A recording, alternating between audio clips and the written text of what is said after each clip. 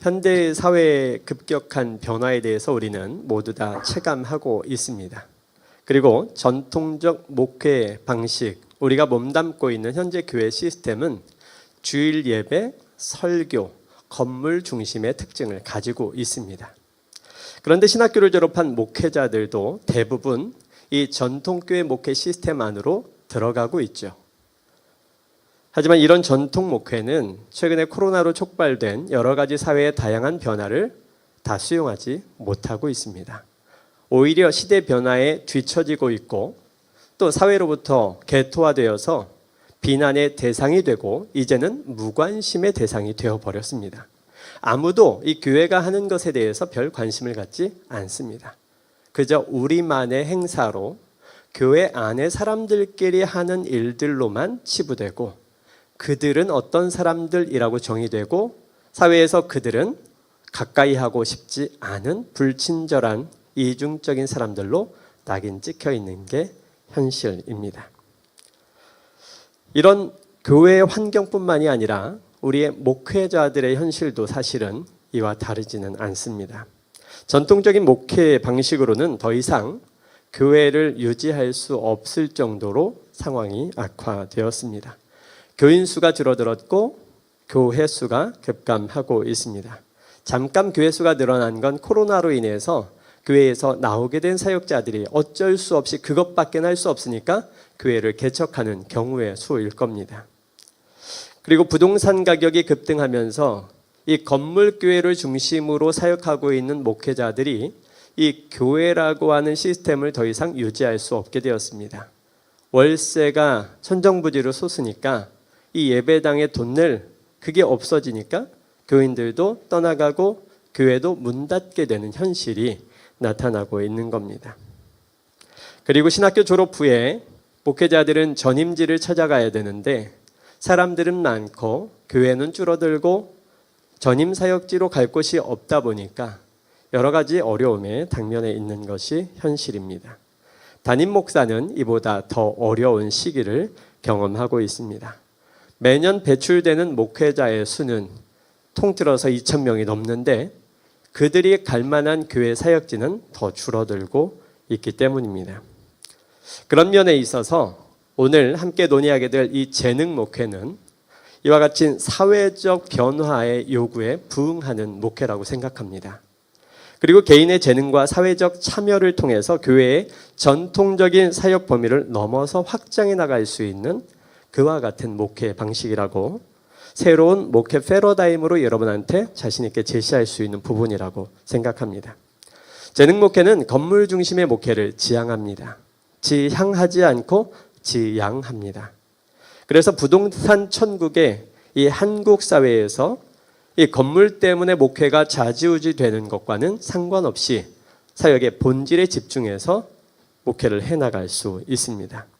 또 사회 속으로 침투해 들어가는 목회이기 때문에 이 사회와 격리되어 있지 않고 사람들과 더 친밀하게 그들 곁에서 함께하는 목회로 자리 잡을 수 있습니다.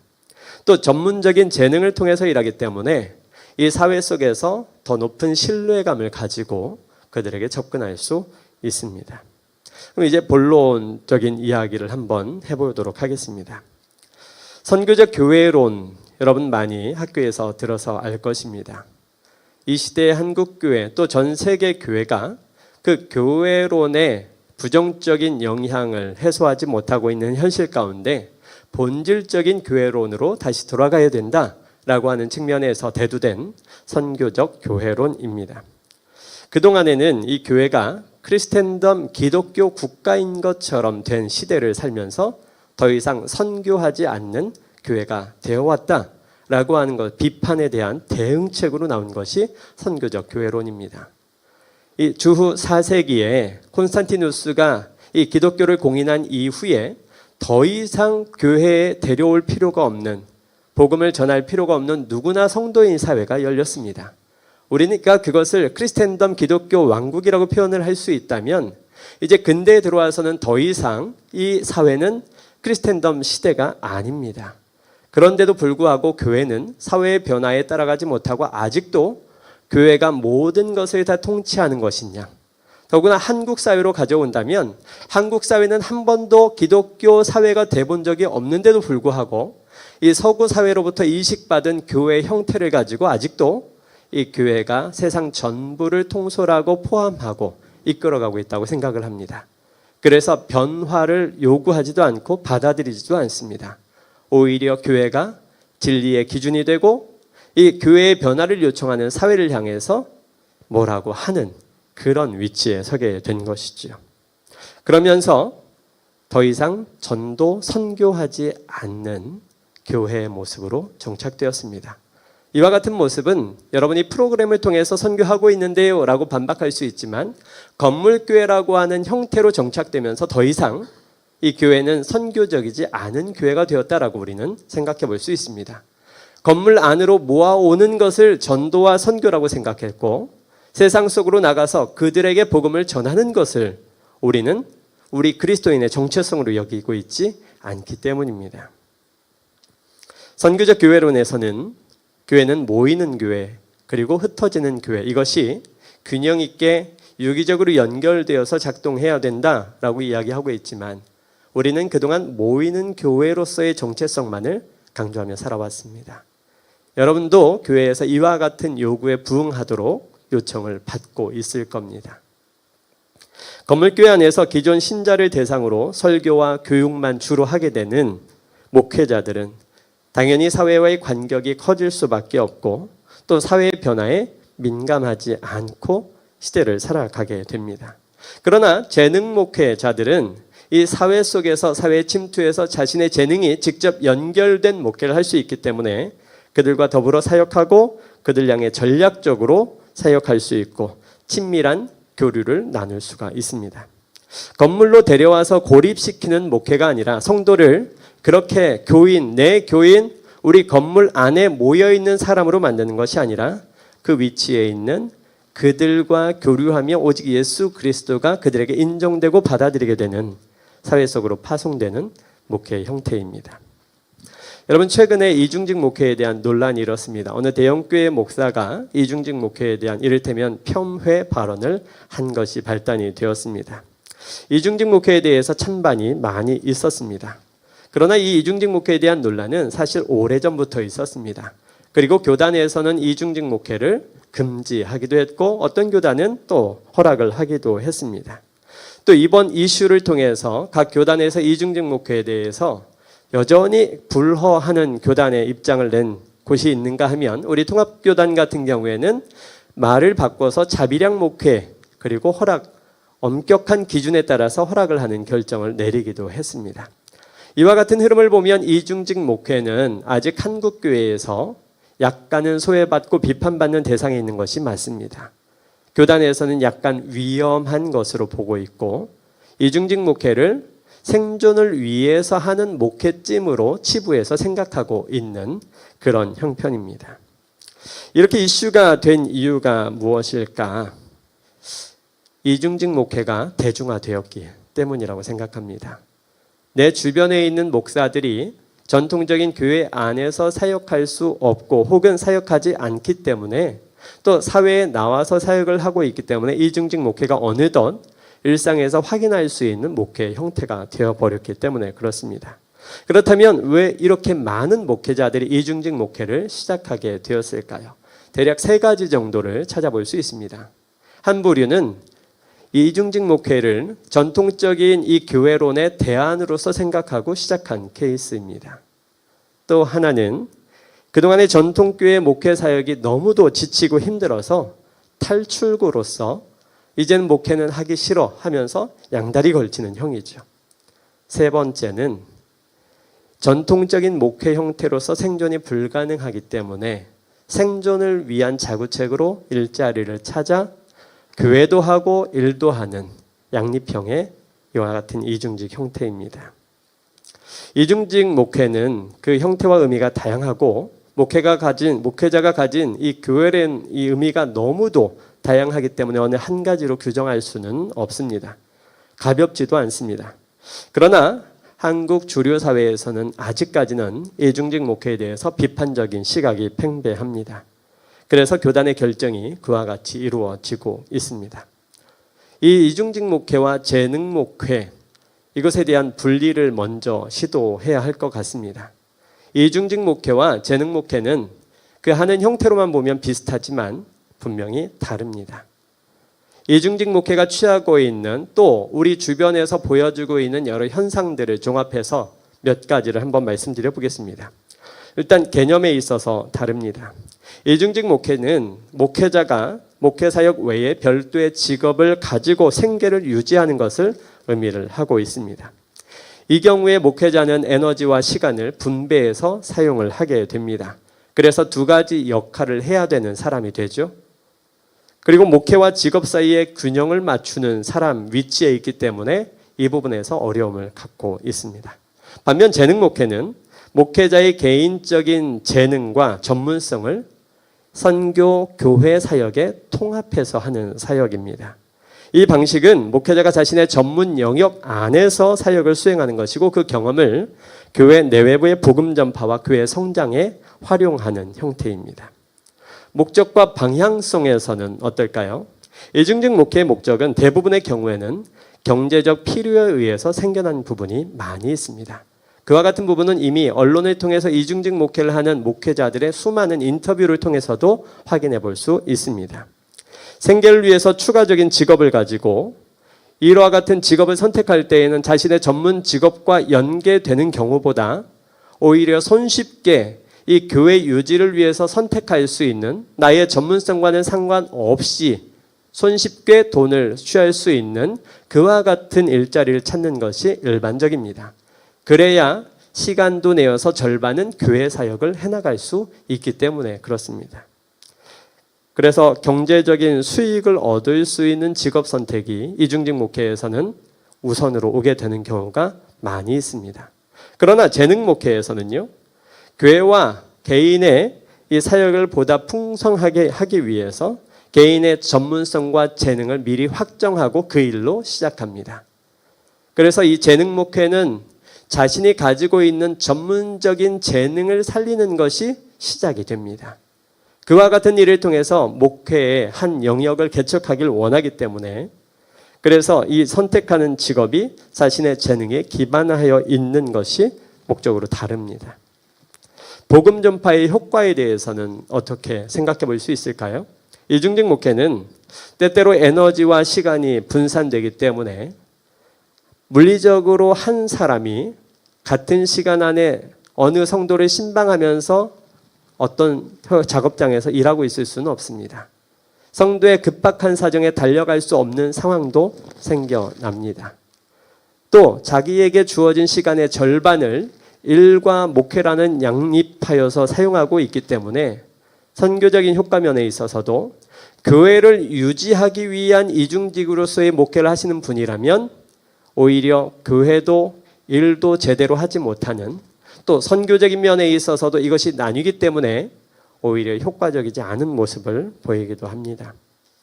복음과 상관없는 일을 하게 되는 경우에는 더더욱이나 선교의 효과는 미미하게 나타날 수밖에 없습니다. 그러나 재능 목회는 목회자의 전문성과 재능을 복음 전파를 위해서 기획하여 시작하는 사역 형태입니다. 그래서 이 일을 위해서 미리 결정하고 그 일에 맞는 목회 형태를 기획하기 때문에 그 사역 자체를 통해서 복음이 전파되는 효과적인 수단을 가지게 되는 겁니다. 재능 목회는 선교적 교회론 필요에 의해서 대두가 되었다라고도 말씀드릴 수 있습니다.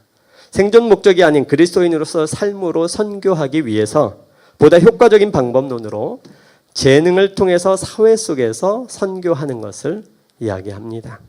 교회가 건물 안에 갇혀서 개토화되어 있고 내부적인 모임에만 신경 쓰느라 더 이상 선교적이지 않은 교회 형태가 되는 현실을 극복하기 위해서 생겨난 것입니다. 여러분, 건물 안에 모여서 일주일에 하루 1시간 정도만 그리스도인으로서 정체성을 확인하고 살아가게 만드는 것이 우리 건물교회 시스템 아닙니까? 나머지 6일의 시간 동안은 그리스도인의 정체성을 확인할 그럴 겨를도 없고 우리는 거기에서 터치할 수도 없고 그들의 삶의 영역은 교회와 사회가 분리된 채로 살아가게 만들고 있는 것이 바로 현재 교회 형태입니다. 그래서 이 나머지 6일의 시간 동안은 더 중요하게 우리가 그토록 교회의 본질이라고 여겨왔던 교회는 건물이 아닙니다. 초등학교 때부터 주일학교 때부터 암송하기도 했던 이런 메시지를 실질적으로 실천할 수 있는 부분이 재능 목회입니다. 여러분, 목회를 하는데 재능을 사용하자라고 하는 것은 이 자리에 있는 모든 분들이 아마 생각하고 맞지라고 당연시 할 겁니다. 그런데 놀랍게도 재능 목회를 목회의 형태로 제안한 적은 여태껏 한 번도 없었습니다. 수많은 논문을 검색해봤고 여러 가지 검색 엔진을 통해서 검색해봤지만 재능 목회라고 하는 목회 사역 형태는 나타나지 않습니다. 어떤 일을 하는데 목회자가 재능이 있어야지라는 생각은 누구나 가지고 있고 어떤 목회를 할 때도 재능이 필요하지라고 생각은 했지만 재능 목회의 형태는 여태까지 나타나지 않았습니다. 왜 그럴까요? 이것이 그동안 전통적인 한국교회 모델 안에서 이상한 일이기 때문에 그렇습니다. 전통적인 목회를 하는데 재능이 필요는 하지만 전통적 목회 모델을 버리고 재능 목회를 따로 하는 것은 한국교회가 용납할 수 없는 부분이었기 때문에 그럴 것입니다. 아마도 이중직 목회를 바라보는 전통적인 교단의 시각이 이것을 반영하고 있을 것으로 생각이 됩니다. 그래서 저는 이 자리에서 여러분과 함께 이제는 새로운 시대에 재능 목회를 해야 될 시대라고 여러분과 함께 제안하고 싶습니다. 선교적 목적을 이루기 위해서 우리는 한국교회는 새로워져야 되는데 건물 중심의 교회론을 벗어나야 하고 선교지인 사회 속으로 보다 더 긴밀한 관계를 가진 그리스도인으로서 들어가야 하는데 그들과 교류하고 이와 같은 목적을 이룰 수 있는 주 1회만이 아닌 자신이 6일 동안의 일상 속에서 하고 있는 일을 통해서 사역하고 선교할 수 있는 재능 목회가 이 어려움에 빠진 한국교회의 새로운 목회 대안이 되기를 소망하고 제안 드리는 겁니다. 재능 목회를 통해서 그동안 장벽처럼 높이 솟아있는 전통적인 교회론을 벗어나서 이제 예수님께서 아버지께서 나를 보내신 것처럼 나도 너희를 보낸다라고 하는 이 메시지에 순종하여서 우리가 교회 안에 머물러 있지 않고 세상 속으로 좀 더 보냄받은 자로 가는, 더 가까이 가는 이와 같은 현대 사회의 새로운 목회 형태로 정착이 되면 좋겠습니다. 우리가 이렇게 말해도 세상은 전통적인 목회 형태를 버리진 않을 겁니다. 그러나 90%가 넘는 목회자들이 다 건물교회 안으로 들어가고 다 획일화된 사역만 하고 건물 안에서 평생 사역하다가 끝나버리는 이와 같은 형태는 적어도 50% 정도는 이제 밖으로 나와야 되지 않을까요? 그와 같은 목적으로 좀 많이 강조해서 전통 목회를 없애자는 게 아니라 그와 같은 곳에서 자신의 재능과 상관없이 글로 가야만 되기 때문에 그것이 목회라고 소개받았기 때문에 가야 되는 현실은 적어도 벗어나고 이제는 새롭게 장을 써내려가자라고 하는 목적으로 재능 목회를 제안을 드립니다. 여러분, 재능 목회 여러분 괜찮을까요? 저는 이 가능성을 여러분에게 제안을 드리겠습니다. 재능 목회는 이 목회 영역에 재능이 연결되는 사역입니다. 어떻게 재능 목회를 할 수 있을까? 우리는 전통교회 목회 현장만 보고 자라왔습니다. 신학교에 가서도 전통 목회 현장에 목사가 되도록 파송받았지 재능 목회 현장으로 아무것도 없이 그저 무능력한 자로 버림받은 사람들은 아닙니다. 교회 현장에서 목회할 스킬은 가지고 있지만 재능 목회라고 하는 일을 혼자서 감당할 수는 없고 두려움으로 가득 차 있는 사람에 불과합니다. 저는 10년 전에 이 재능 목회를 위해서 여러 목회자들을 인터뷰한 적이 있습니다. 그때 이 기독교 CCM계의 유명한 노래를 작사, 작곡하고 노래했던 한 CCM 가수 목사님을 만나러 갔습니다. 그런데 그 목사님을 만나고 그 목사님은 한 교회에 부임한 이후로 그는 더 이상 CCM 사역을 왕성하게 할 수 없게 되었습니다. 교회가 목사님이 외부 사역하는 것을 원하지 않았기 때문입니다. 교회에서는 자신들을 신방 와줄 수 있는 목사님이 더 귀했고 설교 목사의 중요성이 더 컸기 때문에 노래나 하는 목회자는 한국교회 안에서 그렇게 중요하지 않게 인식이 되었습니다. 저는 그분의 목회 재능, 음악에 대한 재능이 너무나 안타까웠습니다. 또 한 분, 베이직교회 조정민 목사를 만났습니다. 그 목사님에게 이런 질문을 해드렸습니다. 이분은 이전에 앵커로서, 기자로서 사역을 했고, 그리고 이제 지금은 60대 목회를 시작하신 분인데, 이전에 했던 일과 지금 하고 있는 목회와의 연관성 질문을 했습니다. 그랬더니 이런 대답을 해주셨어요. 예전에 내가 했던 일, 이 앵커, 아나운서 하는 일과 지금 하는 일은 제 적성에 너무나 딱 맞습니다. 다만 예전에는 제가 배드 뉴스도 전해야 됐다면 지금은 굿 뉴스 하나만 전할 수 있어서 너무나 행복합니다. 이런 답변을 했습니다. 이분의 경우는 자신의 재능과 목회의 형태가 너무나 적합한 케이스입니다. 여러분, 하나님 나라를 이루어가는데 목회를 하게 될 때 자신의 재능에 맞게 자신의 역량을 더 발휘할 수 있는 현장에서 목회를 할 수 있다면 얼마나 좋을까요? 그런데 우리는 그 과정을 생략한 채 교회 현장으로 들어가고 있지 않습니까? 거룩한 소명이라고 하는 이름으로 누구나 다 할 것 없이 그 현장으로 들어갈 수밖에 없습니다. 플러스 생존과 연결된 구조로 인해서 그렇게 다 한 곳으로 들어가 있습니다. 건물교회를 벗어나서 사회 속에서 주님이 주신 본질적인 사역을 더 하기를 원한다면 우리는 재능 목회를 시작해 볼 수 있을 것입니다. 두 번째로 저는 이 재능 목회가 세상과 접촉점을 더 가질 수 있는 목회 영역이라고, 방법이라고 생각합니다. 만약에 여러분 현재 상태에서 이 재능 목회를 시작하고 싶다라고 했을 때 바로 인식하고 시작할 수 있는 형태가 있다면 대략 우리에게 알려진 비즈니스 선교, NGO 사역, 또 그리고 사회적 기업가 등의 모습을 생각해 볼 수 있을 것 같습니다. 이미 형태론화되어서 우리에게 소개가 되었기 때문입니다. 그리고 이 그와 같은 일들을 통해서는 우리가 전통적인 교회 안에서 목회의 영역이라고 소개받았던 컨텐츠를 조금 더 비슷하게 구현해낼 수 있기 때문에 그렇습니다. 그러나 이제는 세상 변화가 너무나 커졌습니다. 다양한 사회의 변화 속에서 이제는 새로운 영역도 목회 영역으로 같이 생각하고 나아갈 필요가 있습니다. 지금 여기 앞에 앉아 있지만 헬스 트레이너로서의 목회, 또 과외 선생님으로서의 목회, 캠핑 목회, 작곡가로서의 목회도 자신이 가진 기본적인 전문 재능을 기독교 콘텐츠, 복음 전파, 선교적인 목적으로 활용할 수 있는 목회 영역입니다. 제가 소개해드렸던 이 영역들은 저에게 이와 같은 목회를 하겠다라고 해서 제가 만난 영역들입니다. 과거 교회는 사회가 가장 관심 갖고 도움이 필요한 영역에서 목회를 시작을 해드렸습니다. 교회에서 시작한 주일학교의 선진 시스템은 일제치하에서 어려움을 겪던 한국 사회에 큰 희망을 줬습니다. 교육이 부재했던 한국 사회를 살린 것, 교회 학교의 교육 시스템이라고 말할 수도 있을 것 같습니다.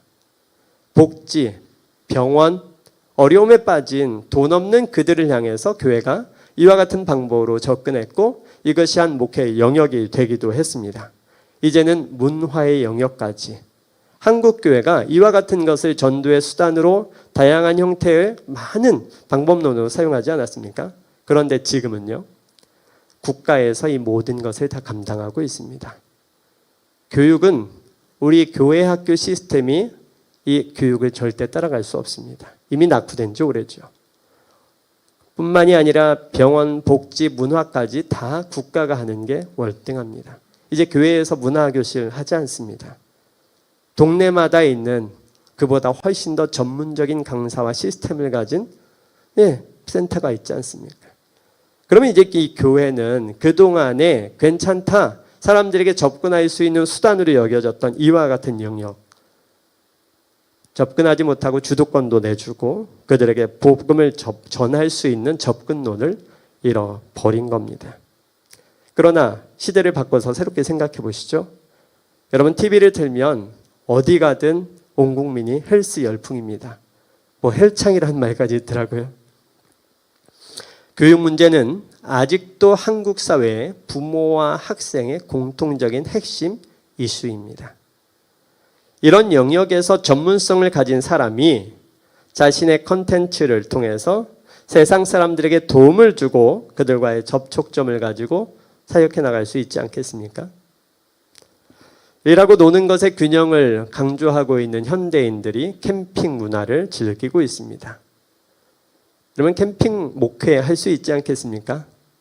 한 장소를 빌려서 주말마다 찾아오는 혹은 주말마다 쉬고 싶어도 쉴 수 없는 사람들을 대상으로 좋은 프로그램을 기획해서 그곳에 가족 간의 치유가 일어나게 하고 쉼을 주고, 그런데 그것이 목회의 영역으로 개발되고 준비될 수 있다면 사람들과의 접촉점은 더 훨씬 크고 그들에게 복음이 더 이전에 우리 한국 사회에 기독교가 영향력을 끼쳤던 것처럼 동일하게 접근할 수 있지 않겠습니까?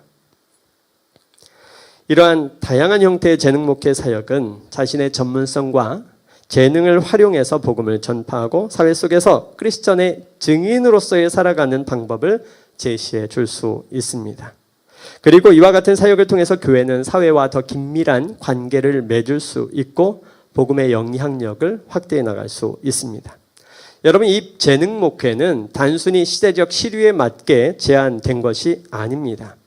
이 재능 목회는 교회 안에 이 시작된 이 근거가 있을 뿐만이 아니라 성경적으로 오히려 시작하라고 요청받고 있는 목회 형태입니다. 여러분, 마태복음 25장에 달란트 비유가 나옵니다. 짧게 말씀드려서 달란트대로 일하라고 하는 건 아닙니까? 여러분, 2달란트 받은 자에게 하나님이 5달란트의 열매를 요청하고 계십니까? 차별합니까? 구별하고 계시지 않습니까? 각 사람이 원하는 사역 현장에서 내가 더 잘할 수 있는 영역에서 내가 목회를 하는 것이 대형 교회 큰 건물 목회하는 것과 비교해서 잘못된 일입니까? 책망받을 일입니까? 선교적 효과가 크지 않습니까? 달란트 비유를 통해서 하나님은 우리가 각자의 재능을 통해서 하나님이 맡겨주신 소명의 자리에 있기를 원하시는 모습이라고 저는 생각합니다.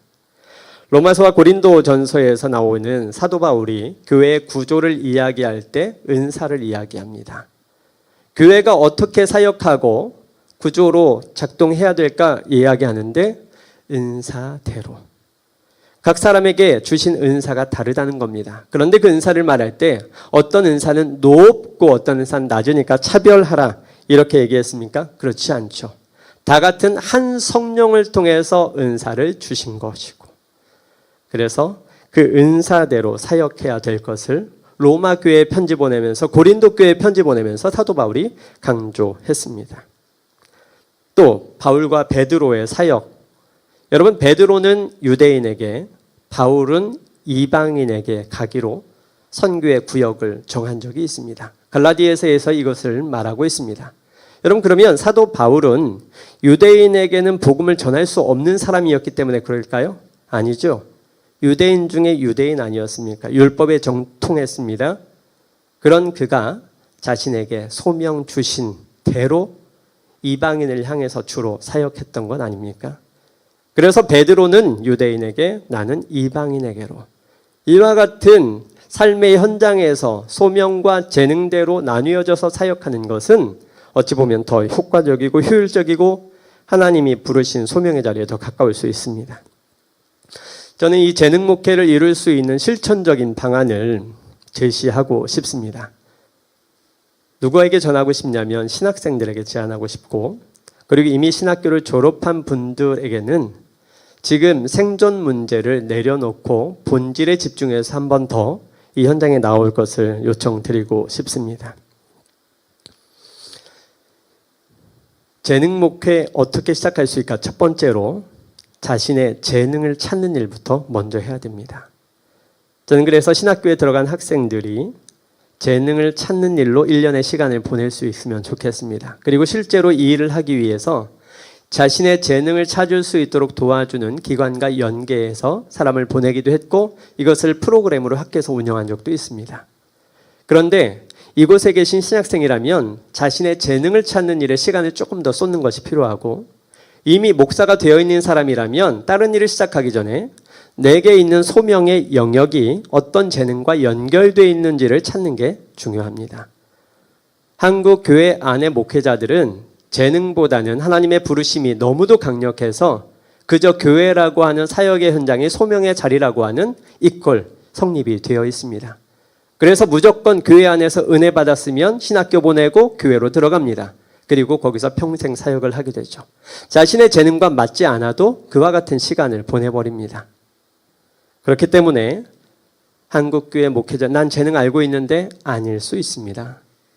그저 사람들이 다 이것이 소명받은 자가 갈 자리라고 이야기했고 지금까지 이어져 왔기 때문에 그렇게 하는 것일 수도 있습니다.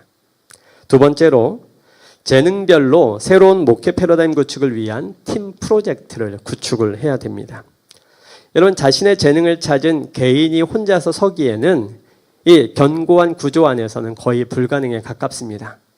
그러므로 신학교라면 그 재능에 맞는 사람들끼리 한 팀으로 프로젝트를 맡겨서 새로운 목회 패러다임을 개발할 수 있도록 지원할 수 있어야 됩니다. 그래서 이 개인이 같은 영역의 재능으로 모여서 이 분야에서 어떻게 할 수 있을까 머리를 맞대다 보면 이 시대 가운데 새로운 사역을 할 수 있는 뭔가 희망이 발견할 수 있을 것입니다.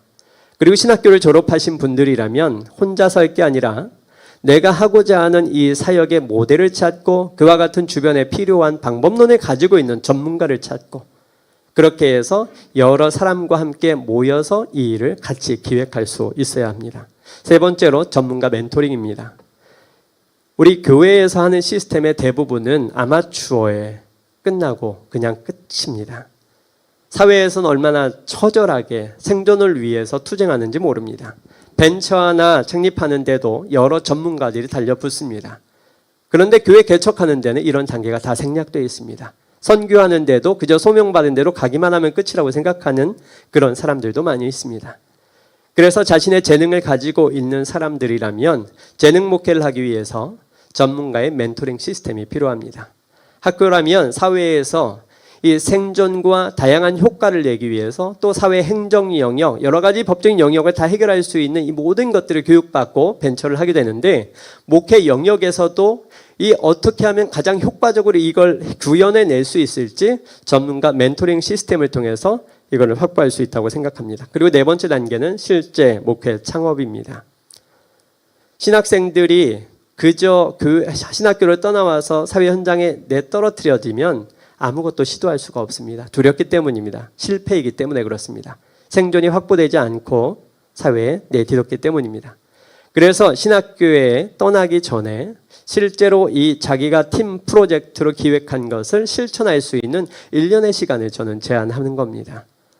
또 이것을 실제로 실천하려면 이 프로젝트로 새로운 목회 패러다임으로 준비한 것을 투자할 수 있는 자금이 필요합니다. 그런데 요즘 노회 단위로 전국적으로 무언가를 하겠다라고 하는 교회를 지원을 많이 하고 있죠. 우리 노회는 무슨 일을 해야 될까 찾고 있는데 노회마다 전국 69개 노회가 각 교단별로 다른 노회들이 그와 같은 프로젝트 한 팀을 1년 동안 지원하면 됩니다. 그렇게 해서 한국교회도 새롭게 할 수 있고 목회적인 환경도 개선할 수 있는 일석이조의 프로젝트인 거죠. 그리고 다섯 번째로는 장소의 제공과 지원입니다. 교단에서 교회 개척을 하기 위해서 모이는 장소를 반드시 계약해서 준비를 해야만 합니다. 지금 교회 장소가 없으면 교회 개척은 불가능합니다. 그런데 사업을 하더라도 사무실 하나는 필요합니다. 근데 재능 목회를 하게 될 때에 일반 전통 목회처럼 다양한 다수가 모이는 건물 교회가 아니기 때문에 그와 같은 큰 장소가 필요한 것도 아닙니다. 다만 이 재능 목회를 시작하고 펼쳐나갈 수 있는 대형 중대형 교회 이상으로 남아드는 공간을 그 재능 목회를 시작하는 팀과 개인에게 임대해주면 됩니다. 그리고 교회 단위로 그 장소를 임대해준 팀에게 1년 동안 선교비 지원하면 되는 건 아니겠습니까? 이걸 통해서 서로 상호 보완적으로 사역의 형태가 개발되기도 하고 한국교회의 선순환 구조를 만들 수 있다고 생각을 합니다. 여러분, 이 재능 목회가 가지는 장점은 현대사회에서 더욱더 커지고 있습니다. 오히려 필수적이라고 생각을 합니다. 재능 목회를 통해서 우리는 선교적 교회를 더 이루어 갈 수 있습니다. 여러분, 현대인들이 교회를 통해서 영향을 받고 있습니까? 전혀 그렇지 않죠. 그러나 옛날에는 교회가 동네에 있어서 교회의 영향력이 절대적이었습니다. 그러나 지금은 그렇지 않습니다. 무엇에 영향을 받고 있습니까? 여러분, 헐리우드 영화가 전 세계 사람들의 생각과 가치관을 사로잡지 않습니까? 아니면 BTS 음악이 전 세계 깊숙이 들어가고 있지 않습니까? 음악 하나가 그들에게 영향력을 끼치고 있죠. 얼마 전에 온라인에서 만든 인도네시아 자매는 BTS 때문에 한국어를 배웠고 한국에 올 계획을 가지고 있고 생활 습관과 먹는 음식까지 다 한국적으로 변했습니다. 여러분, 영향력을 어떻게 어떤 방식으로 현대사회가 끼칠 수 있게 만들고 있는지 그와 같은 것들을 우리가 연구해야 되는데 전통적인 목회 형태보다는 우리가 가진 재능 목회를 통해서 이와 같은 효과를 더 쉽게 이룰 수 있습니다. 이와 같은 재능 목회를 통해서 선교적 교회의 형태를 만들어낼 수 있습니다. 또 생존 목회가 가능합니다. 우리가 개척교회를 시작하고 나서는 늘 문제는 생존이 어렵다는 겁니다. 제가 교회를 개척했을 때에도 생존이 가장 중요한 기본 첫 번째 원칙이라고 배웠습니다. 왜? 그만큼 교회는 이 시대에 그와 같은 방식으로는 생존할 수 없는 구조이기 때문입니다. 교회가 부동산업을 하지 않고 이익을 목적으로 한 단체가 아니다 보니까 교인 수 외에는 교회의 수입원이 없습니다. 그러므로 교인 수를 늘리는 것이 나의 생존과 연결되어 있는데 그와 같은 일에서 본질이 뒤바뀐 목회를 하고 있다면, 그러나 재능 목회는 자신의 재능을 통해서 사회에서 전문적인 역량을 통해서 수익을 발생합니다. 그러므로 이 생존과 목회 영역이 분리되어서 나타날 수 있습니다. 여러분, 이 재능 목회에서 중요한 몇 가지만 잠시 언급하고 넘어가겠습니다. 첫 번째로 여러분이 재능 목회를 시작하고 한다면 전통적인 목회 모델을 넘어서야만 합니다. 어쩌면 이것을 포기할 수 있어야 될 것입니다. 여러분, 전통적인 목회 모델을 포기해야 된다면 여러분이 감당해야 될 것은 생존에 대한 두려움일 겁니다. 지금이라도 건물 안으로 들어가기만 하면 여러분의 나머지 인생은 고민할 것도 없이 매월 또 집도 다 해결해 줄 수 있는데 이제는 이것을 기대할 수 없어야 됩니다. 여러분, 이게 두려움으로 자리하고 있다면 이런 질문 한번 드리고 싶습니다. 여러분, 만약 여러분이 신학교를 졸업한 이후에 내가 가야 할 건물교회가 하나도 없는 상황을 맞닥뜨렸다라고 한다면 여러분은 어떤 소명의 자리로 나아가시겠습니까? 여러분, 지금 우리와 처음 선교 때의 상황은 이렇게 다릅니다. 우리는 지금 신학교 졸업하면 무조건 교회라고 하는 선교지가 되어버린 건물이 있습니다. 거기로 들어가는 게 너무나 자연스러운데 건물교회가 하나도 없다면, 나에게 월급을 줄 수 있는 단체도 없고 사람도 없고 나는 여기에서 맨 땅에 헤딩해야 된다면, 그러나 주님의 소명을 받았다면, 선교적 목적을 실행해야 된다면 나는 무엇을 할 것인가? 똑같이 갈 겁니까? 그러므로 우리는 이 질문에 대답을 해야 되는 입장에 서 있는 위치로서 전통교회 목회를 고수할 필요가 없다. 그것을 두려워하지 않아도 된다.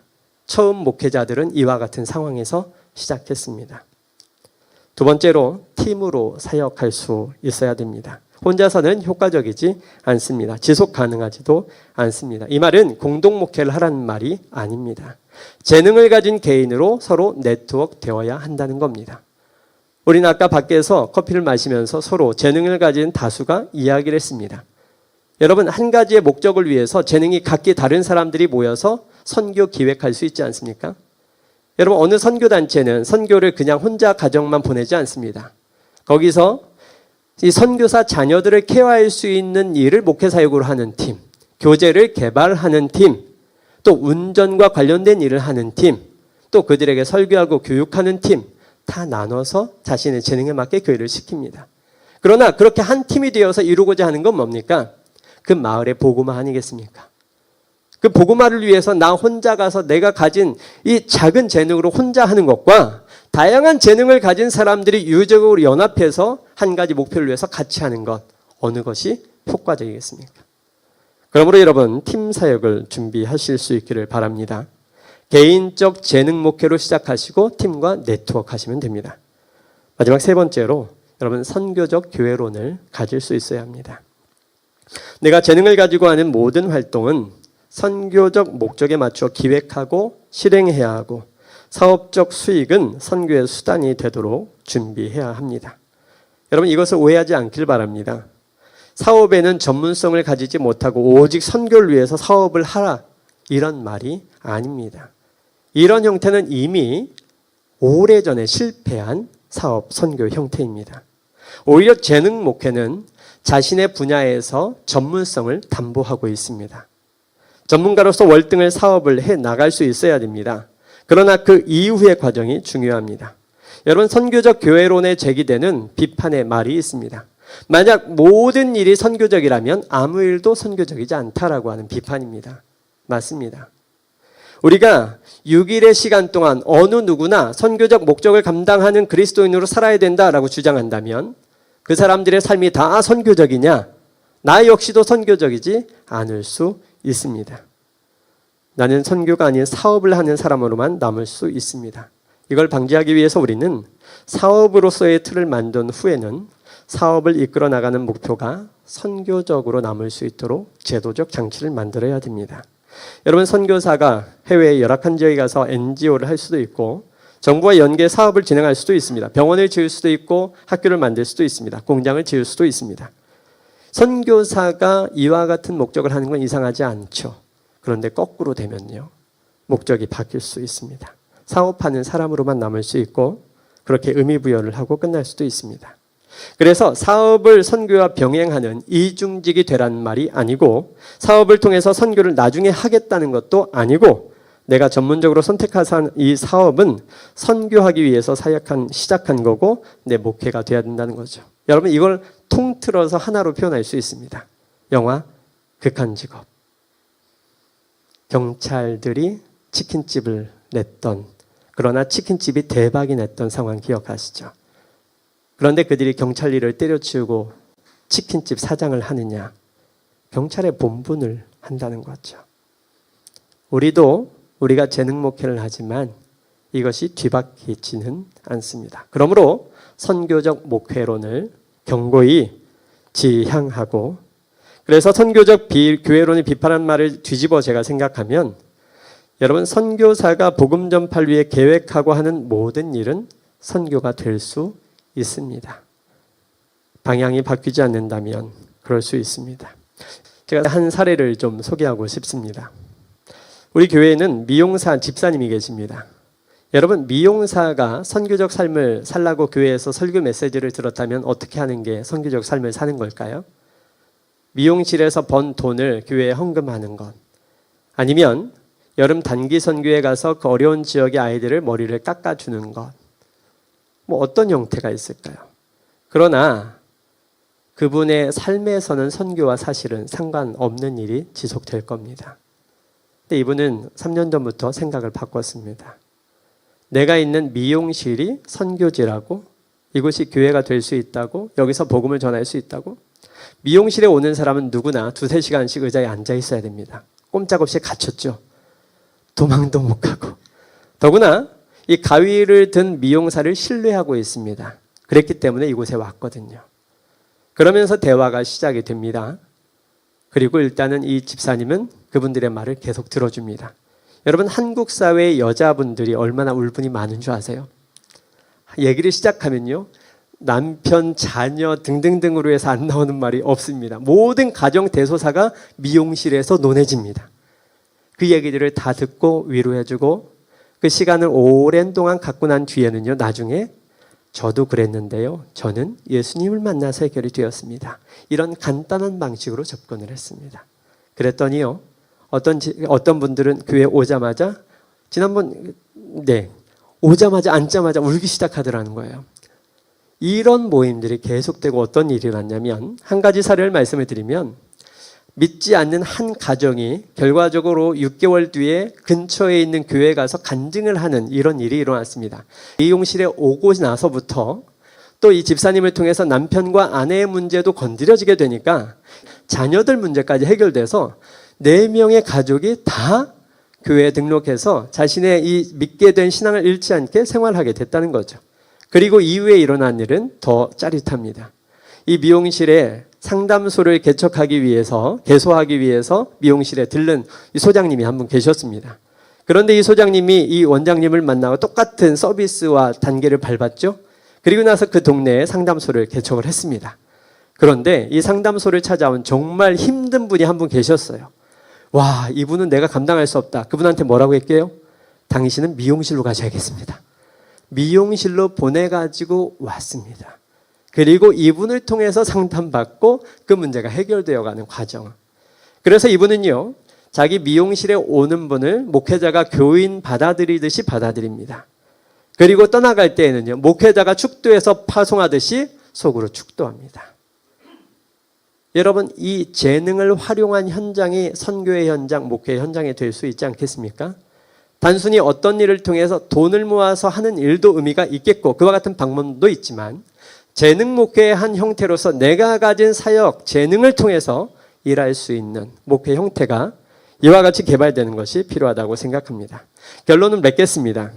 여러분, 소아시아 7교회에 대해서 많은 사람들이 오해를 합니다. 성지순례로 오게 되면 왜 여기에 그 유물 흔적이 없냐라고 불평을 하죠. 여러분, 그러나 오해입니다. 사도 요한이 그 당시 썼던 그 소아시아 7교회 지역은요, 그 당시에는 건물 형태로 있는 교회가 아니었습니다. 그러므로 그 장소에 가서 소아시아 7교회 건물이 어디 있어요? 라고 묻는다는 건 답을 찾을 수 없는 겁니다. 교회는 그야말로 모임이었기 때문입니다. 어느 집에서 모이는 소아시아 7개의 지역에 교회가 있었을 뿐입니다. 여러분, 우리가 이렇게 생각하고 있는 이유는 아직도 전통적인 교회론 안에 갇혀서 건물 이퀄 교회라고 하는 생각을 가지고 있기 때문에 그렇습니다. 여러분, 교회에 대한 고정적 인식을 깰 수 있기를 바랍니다. 그리고 여러분이 재능 목회를 시작할 수 있기를 바랍니다. 그래서 모이는 교회, 흩어지는 교회가 균형을 찾을 수 있으면 좋겠습니다. 교회가 모든 성도들이 예외 없이 선교하는 사람들, 파송받은 사람들, 구원받은 이후에는 교회 안에서만 머물러서 쇼핑하는 사람, 소비자로 남는 것이 아니라 6일의 내 삶의 영역 가운데 나도 그리스도의 제자로 사도로 살아야 된다라고 하는 사실을 인식하고 우리 목회자들은 누구보다도 먼저 그 사실을 앞장서서 증거하고 선포하고 보낼 수 있는 사람이 되면 좋겠습니다. 여러분, 마지막으로 새로운 교회가 쓴 온다라운 책을 쓴 마이클 프로스트와 앨런 허시가 제시했던 이 한 가지 내용을 전하고 강연을 마치겠습니다. 그는 자신이 개척했던 교회들의 특징을 3가지로 요약을 했는데 그 첫 번째 원리입니다. 바로 성육신적 교회론입니다. 예수 그리스도께서 하나님이 인간으로 내려오셨듯이 우리의 교회들도 건물 안에 우리 안으로 오라가 아니라 그들 속으로 들어가야 한다. 그것이 교회의 본질, 세상 속으로 파송하는 것 아니겠는가. 여러분, 그래서 이 본질적인 부르심에 응답하기 위해서 여러분들이 두려움을 떨치고 자신 있게 재능 목회를 시작할 수 있기를 간절히 바랍니다. 감사합니다.